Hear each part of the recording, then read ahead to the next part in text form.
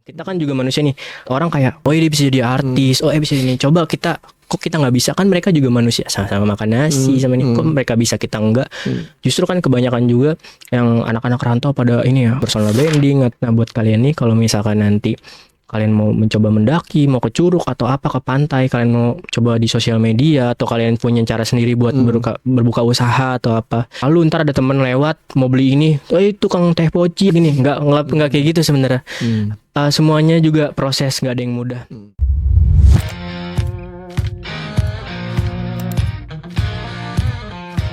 Oke, hari ini kita kedatangan tamu spesial. Tamu hari ini masih muda, ganteng, bergairah. Aduh, bisa aja. Suka daki gunung. Woi. Masih jomblo nggak? Waduh, baru putus sih. Oh, baru putus. Nah, ini pas banget. Langsung saja kita sambut Mas Dimas Rizky. Mas, gimana kabarnya hari ini? Alhamdulillah baik. Cuman tadi maaf agak telat, macet ya. Nggak apa-apa, aman aja. Yang penting selamat sampai tujuan, kan. Terus segala kegiatan bisa dilewatin dulu karena kita mau podcast. Iya betul. Itu dia. Itu yang utama. Itu yang utama ya. Oke Mas, sebelum kita lanjut percakapan kita yang menarik ini, boleh dong dikasih tahu ke Sobat Jembatan Mimpi Media siapa Mas Dimas Rizky, walaupun sudah saya spill dikit. Terus aktivitasnya apa? Monggo dijelaskan. Oke, sebelumnya perkenalkan, saya Muhammad Dimas Rizky. Saya adalah konten kreator baru yang suka mendaki. Baru-baru ini cuman kemarin karena saya dapat motivasi baru. Jadi saya lebih suka untuk speaking. Awalnya saya takut sih Mas beneran untuk speaking di depan kamera gitu. Karena kayak menurut saya malu aja gitu. Kayak ragu ya kan, kayak gugup. Cuman untuk sekarang karena saya ngelihat orang bisa, kenapa saya nggak bisa sih? Jadi untuk nama saya adalah Dimas dan saya adalah konten kreator baru. Mungkin yang kalian belum kenal, tapi kalau kalian mau kenal bisa. Atau mau ada janji ketemu bisa. Tapi harus kontak dulu, DM dulu.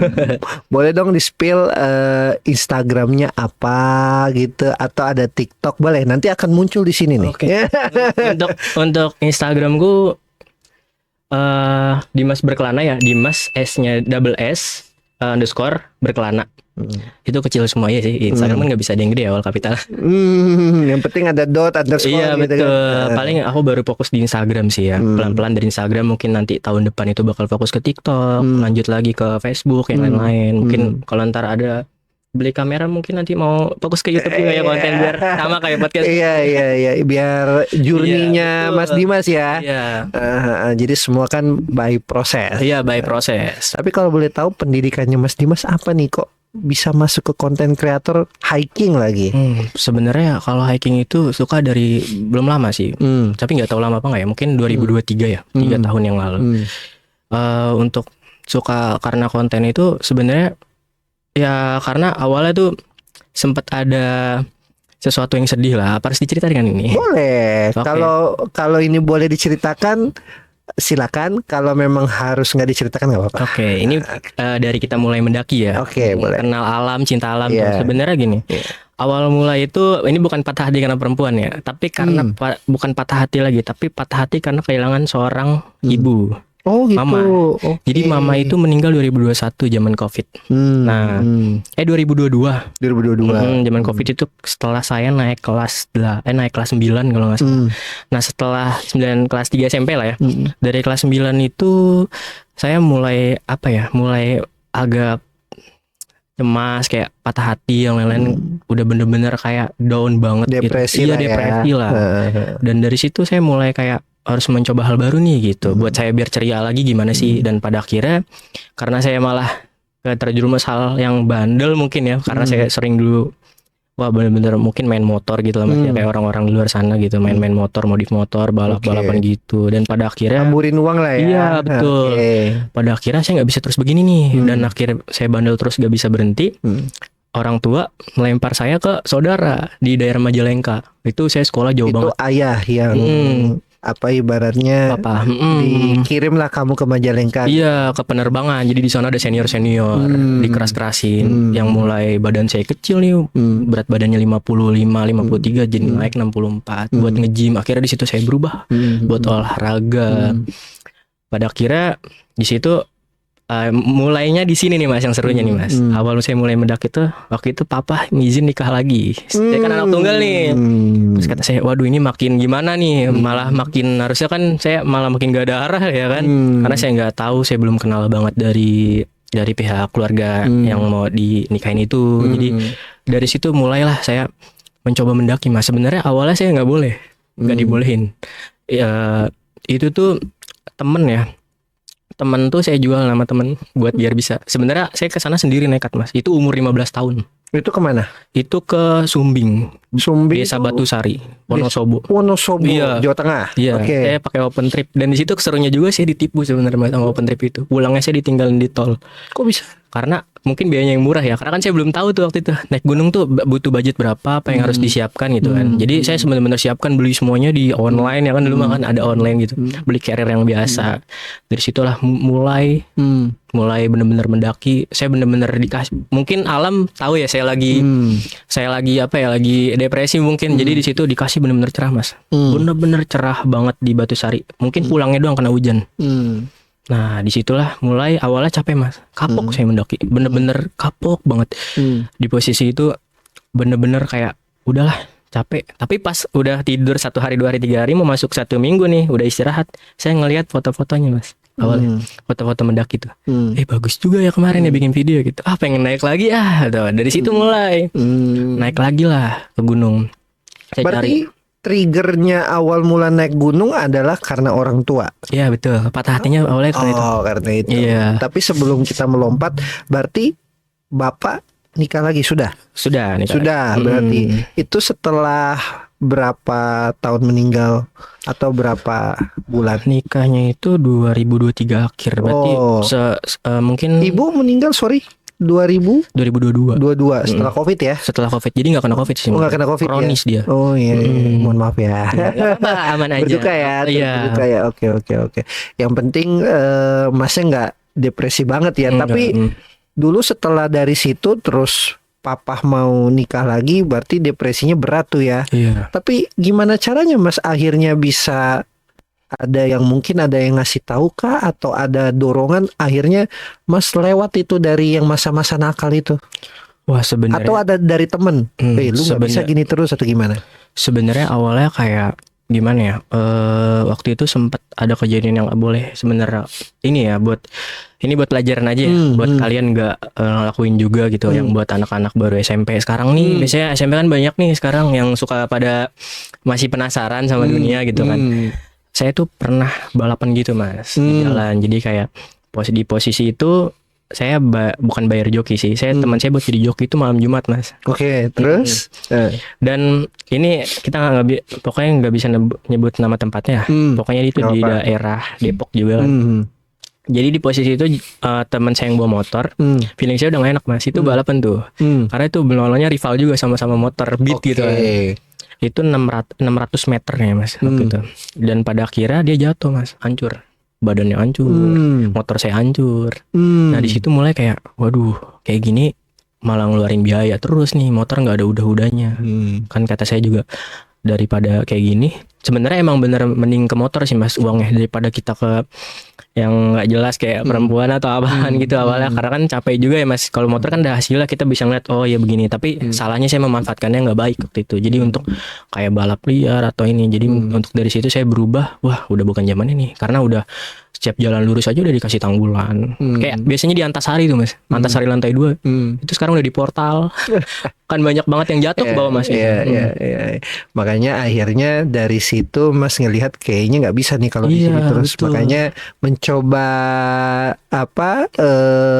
wahana atau tempat lain yang setidaknya bisa mencurahkan depresinya itu betul. Melalui alam. Iya betul, melalui alam. Gitu. Itu awalnya penasaran. Penasaran ya. Tapi mendaki itu sama teman ya? Enggak. Jadi saya jual nama teman biar bisa mendaki. Awalnya nggak boleh. Mungkin ini papa nggak tahu ya. Kalau cerita gini mungkin kalau nonton nih, papa nggak tahu nih maksudnya kayak. Awalnya kan saya bilang ada nama teman saya Farel gitu lah. Dari situ saya bilang nama Farel ya. Oh ya udah gitu kan. Jadi kayak jual nama teman, tapi sebenarnya bayar ke teman juga awalnya. Kalau nanyain bokap gue, ini ya bilang sama lu gitu. Ya kok dia nelpon gimana? Udah jadi angkat gitu kan. Itu saya sendiri mas, bener open trip. Cuman open trip sih rame ya. Tapi menurut saya itu mungkin udah mati sekarang open tripnya mas. Udah saya cari nggak ada. Itu gitu. bener-bener saya ditipu juga di situ mas. Oh, Tapi ditipu itu kamu udah bayar tapi? Iya udah bayar. Jadi karena mungkin pesertanya turunnya telat nih, jadi busnya kena cas mas. Karena itu open tripnya menurut saya rada aneh mas. Dia sekali bawa peserta tuh bisa ratusan orang. Oh gitu. Iya, jadi kayak dibagi beberapa jalur nih. Itu biar ke Sindoro, ke Sumbing, ke Slamet itu dibagi itu ratusan orang mas. Sebenarnya itu mungkin dari kesalahannya dia ya. Tapi itu lumayan juga sih mas. Satu peserta itu kan 350.000 waktu itu saya bayar. Itu ada berapa orang peserta? Itu yang buat ke Batu Sari aja. Tadinya kan mau ke Garung ya. Karena saya tuh sebenarnya udah penasaran nama ojek gunung mas, yang suka pada ngebut-ngebut tuh, pengen konten gitu kan. Nggak jadi malah ke Batu Sari. Cuman ada juga ojek. Akhirnya pindah Batu Sari karena Garung terlalu rame. Pas di Batu Sari kayaknya ada 50-an mas. 50-an? Iya, 50 dari 300 lumayan dong kalau kayak gitu. Iya. Sekitar 15 juta, 16 jutaan. Iya betul. Lebih mas, karena kan dia ada berangkatnya lagi ke Sindoro, ke Slamet, ke Rinjani.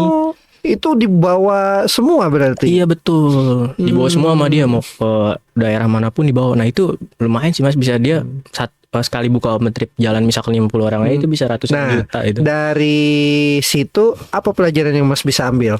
Kayak begitu lagi kah kejadiannya? Kayaknya untuk yang pengen naik gunung pakai open trip mungkin kalau buat budget yang oke pasnya di kan dia ada biasanya ada paket A, ada paket B. Kalau paket B itu kan full trip biasanya. Kalau paket A itu kan dia cuman kayak share cost mas, biasanya sekali makan terus sama transportasi doang sama tenda. Nah kalau full trip ini dia makannya selama pendakian, dimasakin, ada porternya. Kalau misal kita capek dibawain tasnya. Pokoknya full service lah. Full service. Nah, pokoknya 8,5. Poinnya kalau misalnya kita mau mendaki, persiapan apa dulu sih yang harus kita siapin nih? Karena mas ini kan posisinya sekarang adalah konten kreator pendaki nih. Nah ini buat tips aja nih buat teman-teman yang memang dia ingin melampiaskan hasratnya dia, misalnya mau mendaki. Nah apa sih yang harus dipersiapkan? Biasanya mendaki itu kan ada 3 ya, yang suka trail run, yang suka tektok, yang suka mendaki bawa carrier, itu kan beda-beda ya. Kebanyakan sekarang kan banyak yang FOMO ya mas, jujur. Saya ngeliat tuh kayak dia tektok aja itu pakai hydropack gitu. Kalau misalkan dia mau trail run nggak apa-apa, karena kan kalau tektok itu kita harus bawa kapasitas gede, karena kita bawa makan yang lain. Kalau hydropack itu kan kapasitas cuma 5 liter. Hydropack itu modelnya yang kayak kecil itu ya? Iya, buat lari mas, orang-orang lari trail run gitu. Kebanyakan pada make itu hydropack kayak gitu. Padahal itu bahaya banget. Kalau misalkan nanti dia di gunung ada apa-apa kan dia harusnya kan bawa emergency blanket. Itu kan P3K standar tuh, emergency blanket yang lain itu kan nggak muat kalau di hydropack. Belum dia bawa air yang di selempang gitu ya? Itu. Nah, kalau di situ kan kebanyakan kalau misalkan poin pentingnya adalah kita kalau naik gunung itu harus ngeliat dulu nih awalnya gunung ini, kita lihat dulu nih jalurnya gimana sih gitu. Kita tanya orang base camp dulu, misalkan untuk apa sih namanya, briefing dari ininya gimana, biar kita buat ada apa ya, awasan aja lah gitu. Jadi kalau misalkan pengen persiapan poinnya itu kita harus pertama harus ngeliat dulu nih kalau bisa ada GPS track gitu ya. Kita harus kalau emang ada kita download karena kita kan nggak tahu di gunung tuh kayak gimana ya. Di gunung aja kita nggak tahu cuaca atau apa kayak gimana. Kita nggak bisa berekspektasi sama gunung gitu. Saya pernah mas jujur waktu itu sebenarnya saya juga awalnya ngeremehin gunung. Sebenarnya yang ke Sumbing tuh ngapain sih orang-orang naik gunung gitu, bikin liburan bikin capek doang gitu, mending ke pantai kayak yang lain. Akhirnya pas saya cobain saya nyesel ngomong kayak gitu jujur. Tapi lama-lama kesampaian lah, terus ke sini, ke Slamet, ke Guci, ke Sindoro. Mungkin ntar next September November mungkin ya, itu ke daerah Lombok, kita backpackeran ke Sumatera, Kerinci gitu. Tapi penting gak sih kalau kita jaga omongan? Betul. Penting gak? Sebenarnya kita gini mas, kan banyak juga yang isu-isu itu ya, isu-isu mendaki itu, oh ini katanya ada setan, ada begini. Nah iya. Nah itu poin penting seru di situ mas. Tapi saya nggak pernah mas. Bener kata ada si Zawin mungkin ngomongnya. Iya.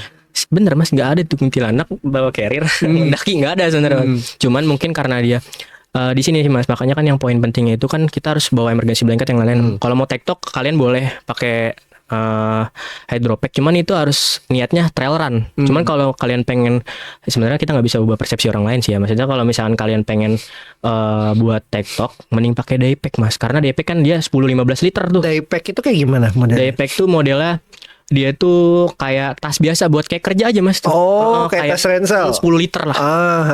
Karena kan itu bisa diisi nasi, P3K standar, jas hujan, muat semua kan. Kalau misalkan nanti ada apa-apa kayak gejala hipotermia kan capek nih biasanya. Nah itu mas, yang suka orang pada halusinasi, yang dia bilang kayak wah ada pocong, ada ini, ada kuntilanak, itu kan sebenarnya gara-gara dia tuh capek pertama. Dia maksain berjalan, dia nggak bawa persiapan kayak P3K standar dia seperti emergency blanket, atau dia nggak bawa sleeping bag buat tidur. Nah dari situ dia mulailah kayak capek, makanya naik gunung tuh yang penting makan. Makan ya, makan nasi dulu tuh biar kita tuh bener-bener apa ya, bener-bener fit lah badan, walaupun kita bener kurang tidur, yang penting makan minum air putih aja tuh. Itu yang paling penting mas sebenarnya. Jadi karena kalau misalkan kita apa ya dibilangnya, kalau kita naik itu cuman sekedar modal kayak nekat lah gitu, kayak kita bawa hydropack nih, wah pengen konten gitu. Kalau kayak pendaki konten gitu, kayak kemarin ada sebenarnya mas berita yang di Gunung Gede, kita nggak bisa jawab itu ya, nggak bisa ngisuin lagi karena kan udah selesai masalahnya di situ.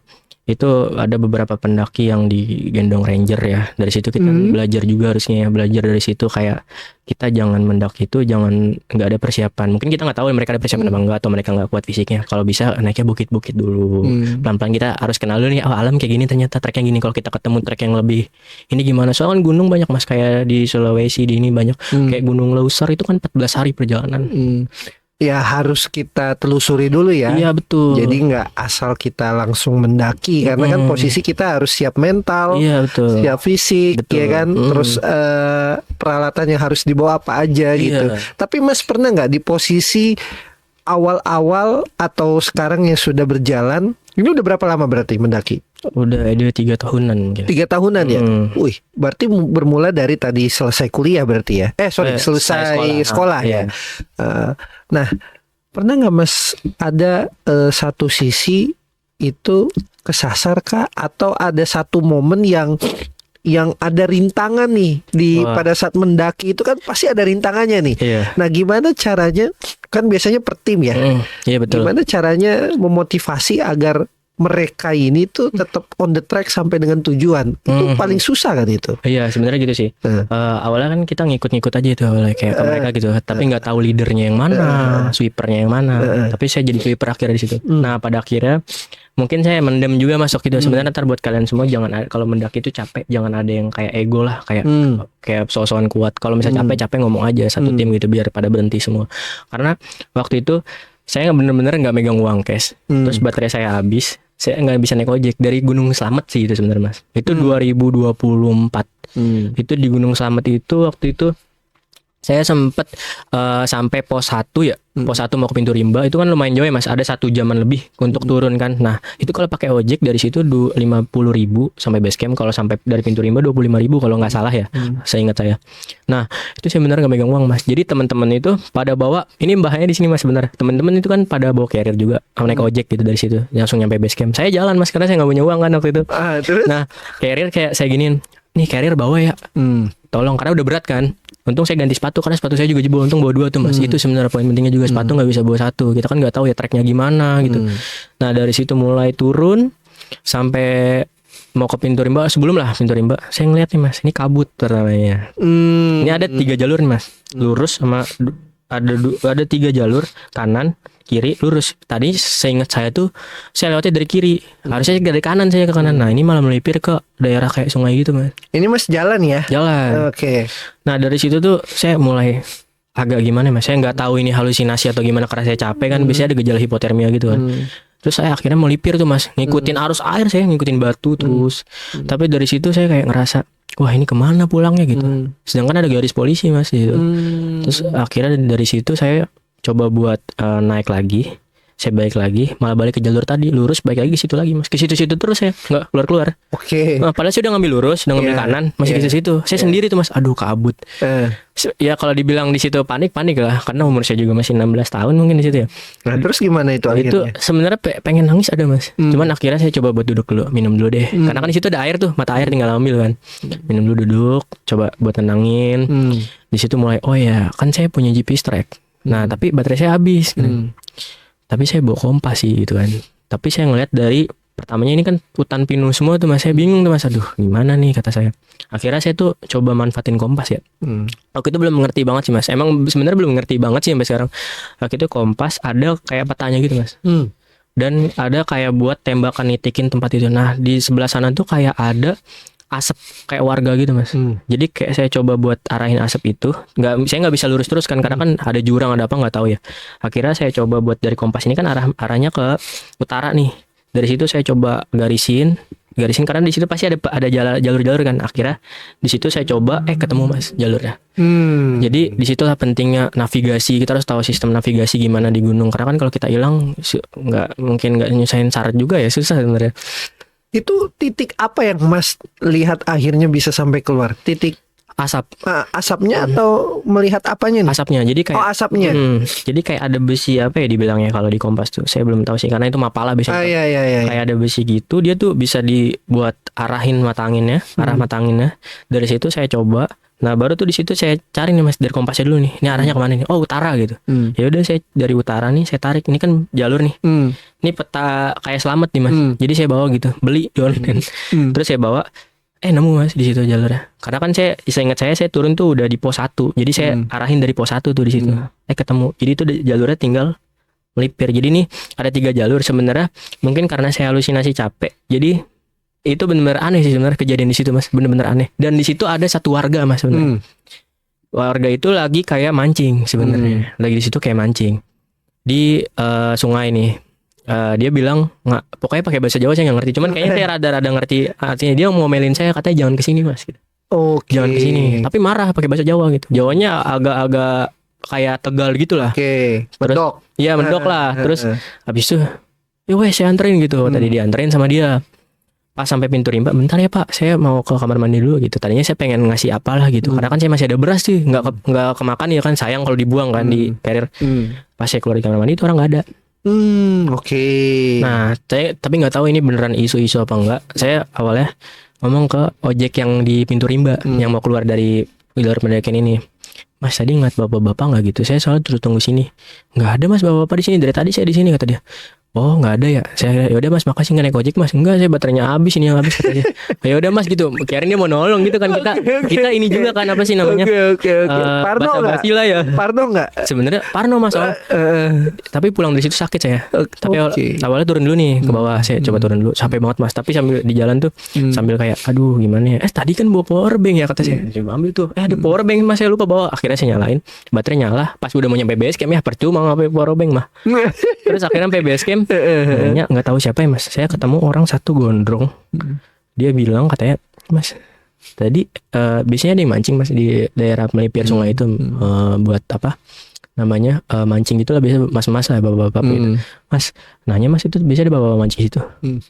Di situ mah mana boleh mas mancing gini-gini kata dia. Tapi nggak tahu nih kan, nggak tahu di warga lokal apa orang base camp, nggak tahu. Waktu itu saya nanya itu mah nggak boleh mas mancing di situ katanya.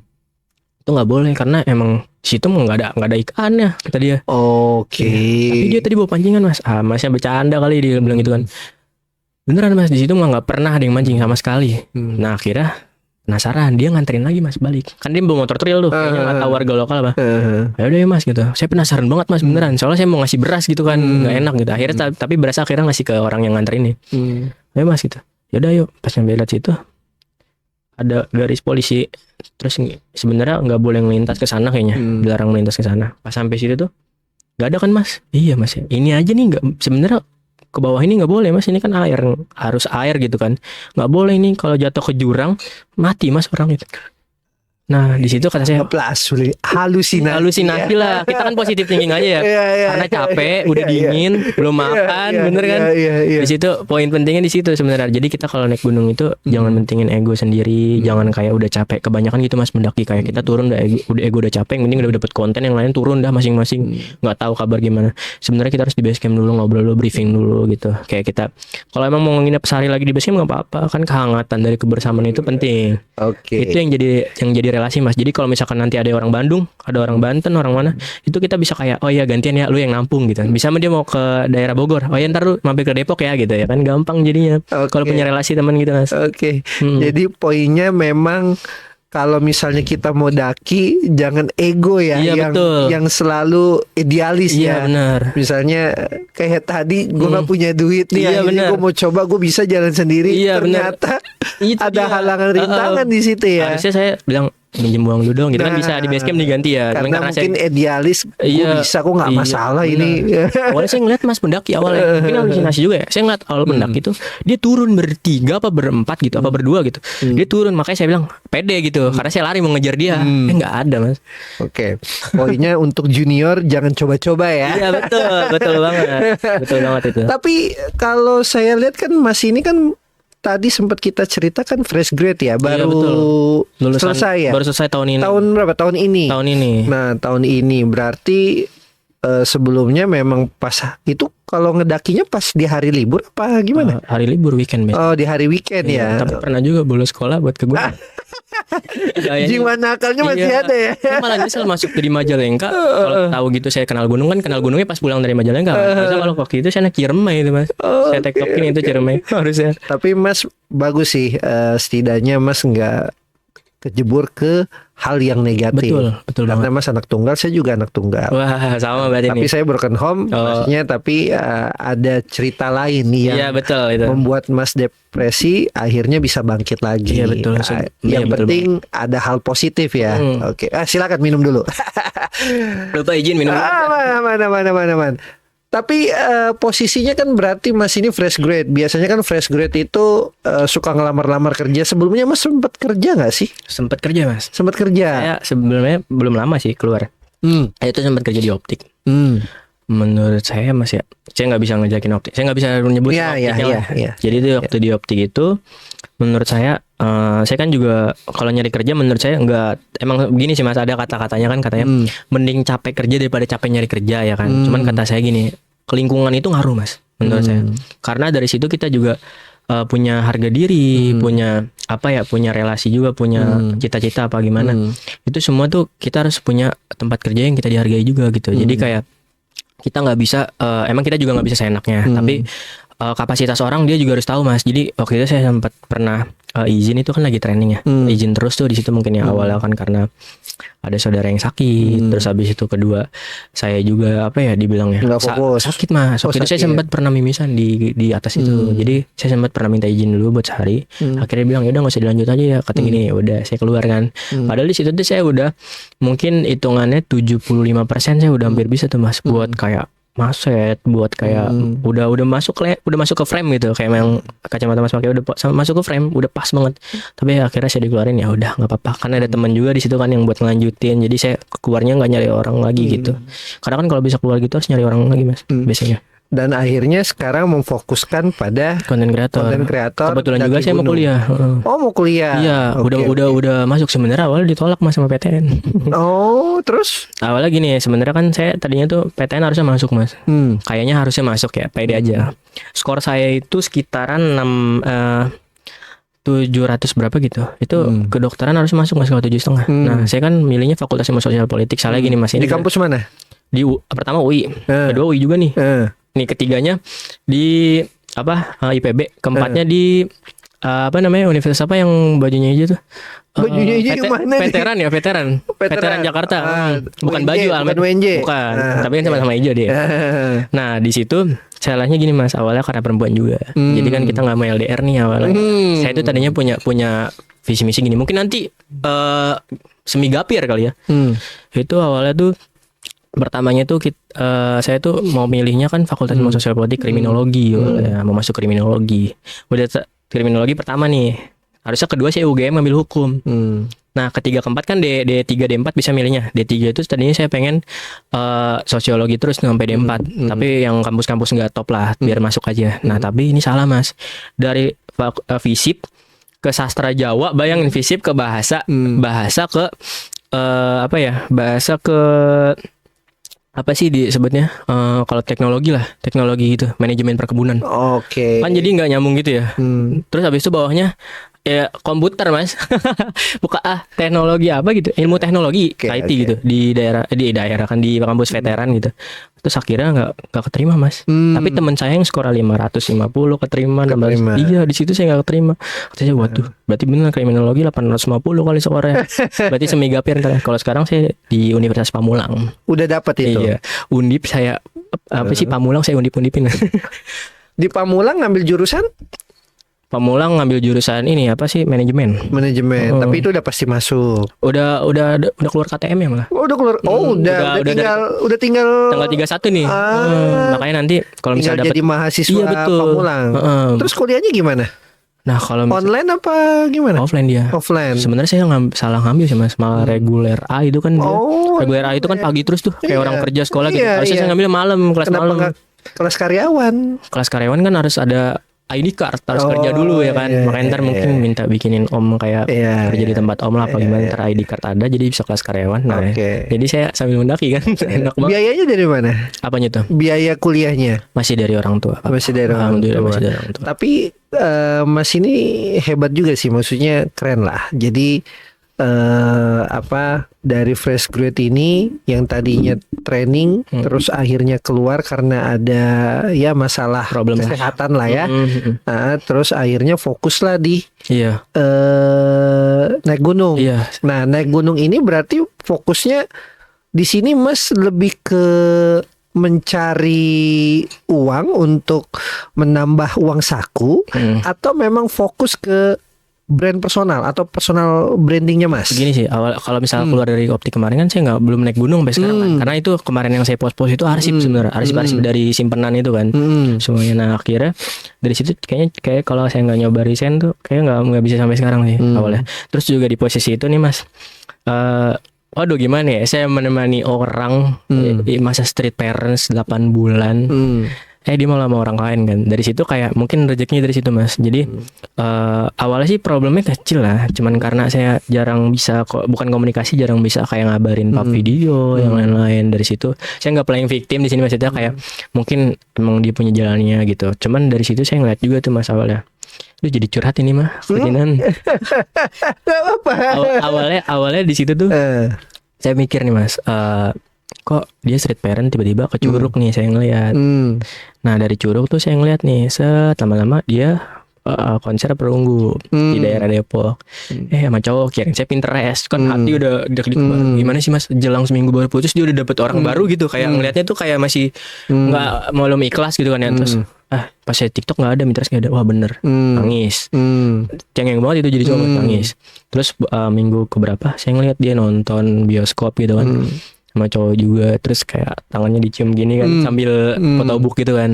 Aduh kata saya situ lama-lama kayak saya mungkin ambisi kali ya, ambisi, dan lama-lama kata saya waduh gimana ya, arsip saya keluarin semua dah. Karena waktu kita pacaran juga sama-sama posisi Mas, susah mau ngepost muka aja tuh kayak bawaannya kamu lagi ngincar siapa, ini lagi ngincar siapa gitu kan. Masih posesif ya? Iya. Saya posesif, dia juga posesif, mungkin hubungannya jadi toksik kali itu ya. Dari situ ya mulailah saya kayak capek nih kayak gini, saya mulai gunung lagi lah. Dari awal kan saya sakit juga mulai dari gunung nih. Saya mulai cari, arsipan saya banyak juga nih, dari Gunung Sumbing, terus ke Sunan Ibu Bandung, ke daerah-daerah Guci, daerah-daerah Wonosobo, sampai ke Jonggol yang lain-lain, sampai ke Salak nih, Gunung Salak. Itu semuanya saya post nih, harus saya post gitu. Saya susun, tapi saya belum berani reels. Oleh oke lah, setelah saya susun lagi, susun. Pertama saya udah ngedon Mas sebenarnya. Ngedonnya gini. Awalnya itu kan cuman masuknya 400 orang viewers, 400 sampai 600 orang, 800 orang gitu. Tapi lama-kelamaan kayak waduh naik tuh Mas. Naik ke 1000, 3000, 7000 doang. Aduh udah ngedon kata saya. Tapi saya inget ada satu orang kayaknya ngomong kayak gitu, pendaki juga, dia ngomong katanya itu kita tuh kalau ngonten jangan ngelihat views, itu yang bikin ngedon. Kita ya udah setelah kita posting aja. Karena dari situ kita juga harus ngeliat nih, algoritma kita ketemunya jam segini, kita coba lagi, beda-beda biasanya, hari-hari itu beda kan, algoritma Instagram itu kan beda-beda biasanya. oh ya berarti kita jadwalin nih, hari ini udah ketemu algoritmanya jam segini, oh yaudah kita post jam segini, besok jam segini. Tapi biasanya berubah-berubah juga mas, setiap bulan atau setiap tahun itu kan berubah-berubah. Dari situ akhirnya saya kayak saya belajar gimana nih. Dari situ saya mulai kayak buat audio gitu, kayak sambil kayak oh ya saya kenal mendaki gini-gini yang viewersnya tembus 400.000 tuh. Akhirnya di situ tiba-tiba rame mas, rame. Terus saya coba buat bikin satu konten di situ kayak ini kakak-kakak ini namanya apa sih berani tampil depan kamera gini-gini yang kata ada foto gitu kan di Instagram. Terus akhirnya di situ mulai nge-like kan di captionnya kayak bantu sama-sama membantu follow gitu kan. Di situ banyak tuh mas, lumayan ramai. Tapi yang naiknya itu dari postingan yang 400.000 itu naik lumayan mas, dari 4.000 itu 7.000 naik 7.000 pengikut beberapa gitu. Terus kayak kaget tuh awalnya pas bangun tidur, banyak banget nih kata saya notif gitu kan, yang like, yang balas-balas komen, karena saya juga sering interaksi di channel lain. Iya, kayak komen, oh iya kak, keren banget gitu, hebat banget yang naik gunung, saya komen. Terus tiba-tiba follow back ya mas, lama banyak tuh. Pada akhirnya saya berani buat bikin setiap harinya bikin IG bikin status Instagram SG. Lama-lama di situ kayak banyak yang stalking, sampai yang nonton SG saya itu setiap hari itu mungkin di 1.000-2.000 orang. Kalau paling banyak itu di 3-4 ribu orang nonton. Berarti dari situ baru menghasilkan monetize-nya? Iya. Atau padahal belum ada 2 bulan mas, jujur. Belum ada 2 bulan belum ada. Ya? Lumayan. Mulai itu bulan. Berarti mas itu awal mulanya ngedaki terus, baru diarsip. 2 bulan itu dari tahun berapa? Bulan apa? Bulan kemarin mas, pas habis putus. Baru ya. Tapi langsung bulan kan putusnya itu kan tanggal kelahiran saya. Ulang tahun saya kan Juni tanggal 4 putus. Udah lewat dong. Udah lewat. Dari Juni mau akhir lah. Ya masuk 2 bulanan ya. Ada kali 2 bulanan ya sekarang. Ke Agustus 2 bulanan ya. Segitu 2 bulanan ya. Dari situ sebenarnya awalnya viewersnya cuma 136. Tapi kayaknya saya bangun Instagram dari 2019 sih. Akunnya itu udah lama ya. Tapi akhirnya sekarang sudah ada klien yang memang memakai jasanya mas sendiri, udah ada. Kalau misalkan kita kontenin belum ya, tapi udah banyak yang pengen brandnya itu buat masuk ya. Nanti kan mau ekspedisi nih 17 Agustus perayaan kemerdekaan di atas gunung. Iya, udah itu, ada nih. Iya, mungkin ada 5 apa 6 gitu, nggak tahu. Iya. Oke, menarik sih dari ceritanya Mas Dimas ini. Poinnya adalah ya sebagai, berarti umur berapa sekarang? 18 tahun. 18, masih muda tapi pemikirannya udah dewasa ya. Saya kira udah umur 25 lah ya. Kayaknya tua banget sih kelihatannya ya. 25 apa 26 gitu ya. Iya. Tapi Mas gini, kalau kita berbicara the power of berani dulu. Kalau dari Mas ini kan berarti batas antara mengambil langkah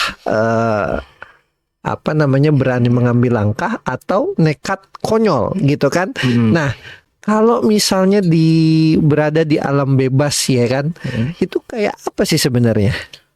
Sebenarnya gini, alam bebas kan kita ngikutin ini juga ya. Kalau di sana itu kan ada aturannya juga masing-masing. Yang penting kita hargain aja. Misalnya kayak orang base camp itu kan suka ngasih tahu nih mas, kayak nggak boleh sompral. Misalnya gunung gede gitu, kita nggak boleh sompral, nggak boleh kayak gini. Ya udah kita ikutin warga lokal, ikutin perintah mereka. Bukan berarti kita membantah kayak yang nantang-nantangin, enggak. Cuman kan karena di situ, kalau saya kan percayanya kalau misalkan orang ketemu setan apa gimana itu mungkin karena halusinasi, karena capek, dingin, hipotermia. Kan ada masuk waktu di Instagram itu yang bikin reels itu dia teriak-teriak kayak gorila. Itu halusinasi, kayak teriak-teriak kesurupan gitu. Itu sebenarnya halusinasi karena dia mungkin udah kedinginan, kehujanan, itu ngaruh mas. Makanya kita kan di gunung itu harus bawa emergency blanket minimal 2, 3, karena kan emergency blanket biasanya sekali pakai. Takutnya kita beberapa kali pakai kena hujan atau ntar pas summit atau ntar pas turunnya juga. Itulah harus nyiapin 3. Mas, bisa nggak sih kasih kata-kata motivasi nih untuk Gen Z atau untuk anak-anak muda yang dia sebenarnya punya keahlian nih, yang dia bisa bangun gak hanya tidur terus tarik selimut gitu. Kalau Mas kan ini berani melangkah gitu. Betul. Jadi supaya mereka itu punya pengalaman juga dan punya keahliannya ini bisa ditumbuh kembangkan, gak hanya dipendam aja. Nah, kalau dari Mas untuk ngasih tips ke mereka tuh kayak gimana? Boleh dong di-share. Jadi gini, kita kan Gen Z ini ya yang lulusan maksudnya kelahiran 2007, 2008, 2009. Itu kan menurut saya ini apa ya dibilangnya? Kita kan juga apa ya? Kalau dibilang itu suka malas-malasan ya Mas, kayak kita cuman karena HP nih biasanya scrolling. Coba kita manfaatin suatu hal gitu karena kita tuh hidup nggak selamanya cuman diem gitu, karena kita juga butuh suatu hal yang benar-benar bisa bikin kita berkembang. Kita kan juga manusia nih.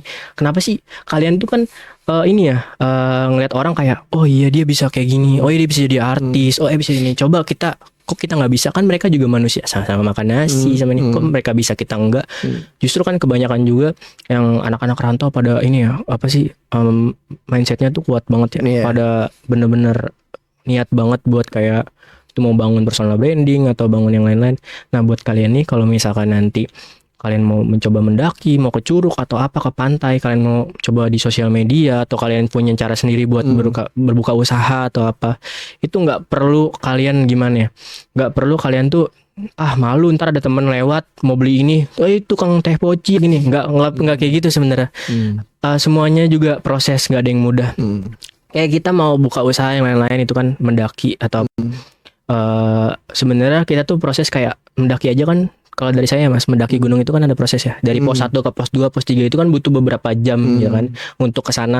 Dan itu tuh ada prosesnya. Jadi kayak nggak mudah. Kita harus ada kuat mental, harus ada fisik yang lain-lain, dan semua itu butuh proses bagaimana kita mencapai puncak itu bisa ya sampai dengan selamat, sampai dengan lancar gitu. Gimana sih biar kita di puncak tuh bisa bener-bener cepet nyampe. Nah itu kan nggak bisa juga ya, kita harus proses juga. Nggak mungkin kalau pakai helikopter bisa. Nah biasanya itu peribahasanya kalau yang pakai helikopter gitu itu biasanya ini pewaris. Dia bisa pakai helikopter nyampe puncak langsung pewaris. Itu kan cuma peribahasa ya. Oke. Gitu. Menarik. Terima kasih nih Mas Dimas. Terima kasih juga cerita-ceritanya yang menarik terkait dengan hiking. Tapi boleh dong satu lagi ini sebelum kita closing. Kan memang Jembatan Mimpi Media ini kan memang berfokus ke UMKM. Betul. Dan ingin membangun 1000 UMKM naik kelas. Nah, boleh dong insight yang Mas yang sudah dilakukan, salah satunya menjadi seorang konten kreator. Boleh dikasih tips dan trik atau kata-kata pamungkas dari Mas Dimas Rizky untuk sobat Jembatan Mimpi Media yang mereka ingin melakukan bisnis tapi bingung mau kayak apa, punya handphone tapi nggak digunain gitu kan, atau mereka punya bisnis tapi stagnan. Nah boleh, ada nggak mungkin kata-kata yang ingin disampaikan? Silakan. Kita tidak bisa membatasi tinggi mimpi seseorang ya. Jadi untuk kalian semua, mau itu yang membuka usaha atau apapun, kalian coba aja dulu, jatuh bangun lagi sendiri. Karena yang bisa ngerti kita itu cuma diri sendiri, bukan orang lain. Jadi kalau misalkan kalian juga kayak aduh nggak berani nih mencoba gitu, itu pasti berujung fatal. Kalian nggak akan jadi apa-apa sampai sekarang.